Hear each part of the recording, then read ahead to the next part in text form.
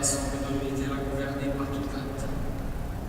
Le présentant en même notre serviteur le pape France, notre évêque André, et tous ceux qui veillent fidèlement sur la foi catholique.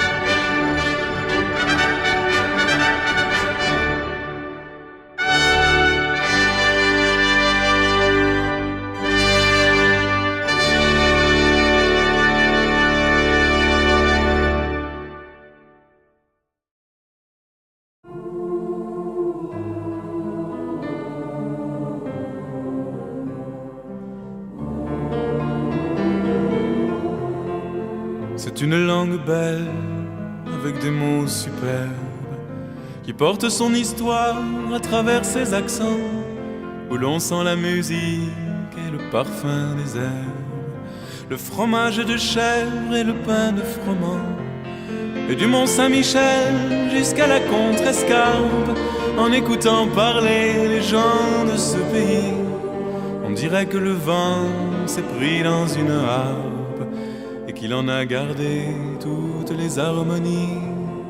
Dans cette langue belle aux couleurs de Provence, où la saveur des choses est déjà dans les mots, c'est d'abord en parlant que la fête commence. Et l'on boit des paroles aussi bien que de l'eau. Les voix ressemblent au cours des fleuves et des rivières. Elles répondent aux méandres, au vent dans les roseaux, parfois même au torrent qui charrie du tonnerre, en polissant les pierres sur le bord des ruisseaux.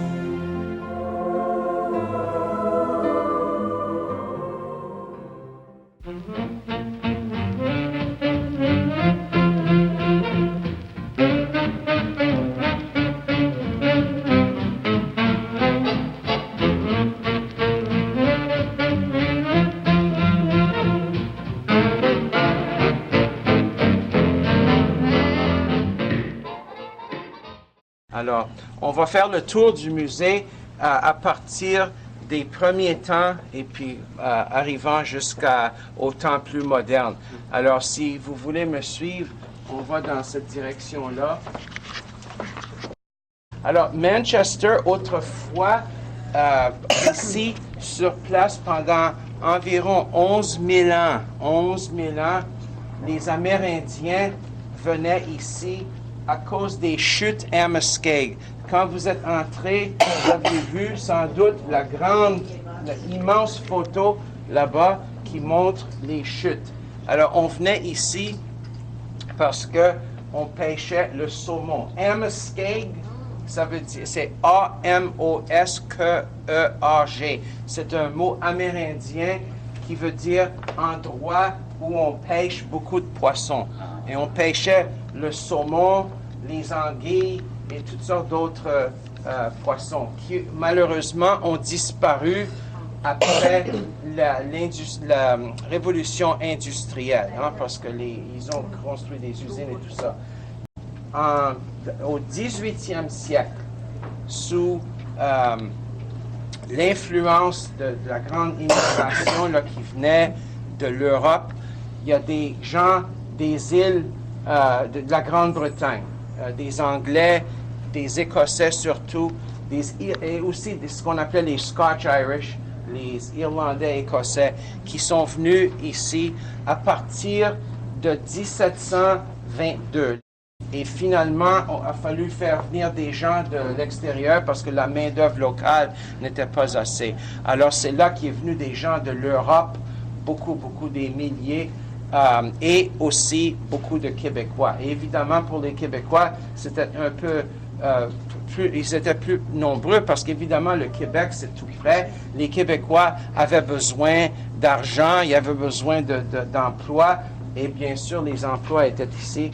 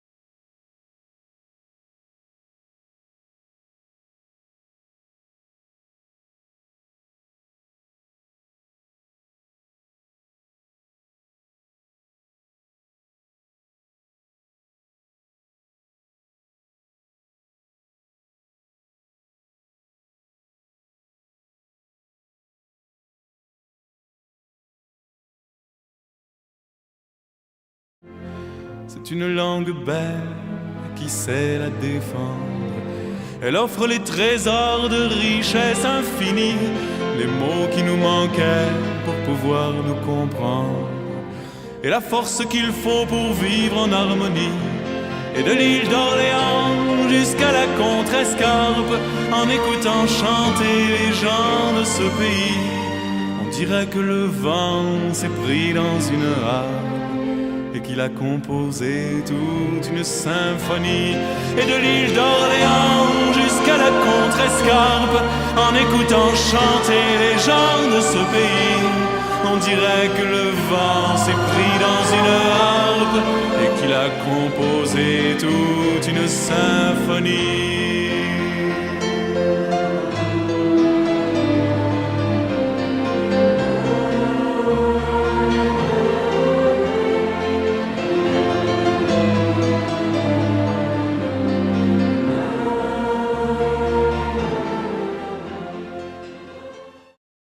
À 600 pieds, lui, là, à 600 pieds dans le sol, là. Ça se faisait pas... ben là, vous autres ici, c'est de la simulation quand même, là. Mais ça doit être assez impressionnant. Moi, je suis jamais allée. Oui, c'est intéressant. Le guide est, Merci. Le guide est très sympathique. Oui. Demandez pour résumer la carrière de ton papa. Donc, il a commencé par cultivateur, bûcheron, c'est ça? Bûcheron, oui, Et l'hiver. puis après, lorsqu'il a pris À la certaine... quarantaine, il a commencé dans les mines. À 40 jusqu'à ans, l'âge- les mines. Oui, oui. Il a été 25 ans dans les mines. Ouais. Il a arrêté à 65 ans, mais il est décédé à 90. 90 ans.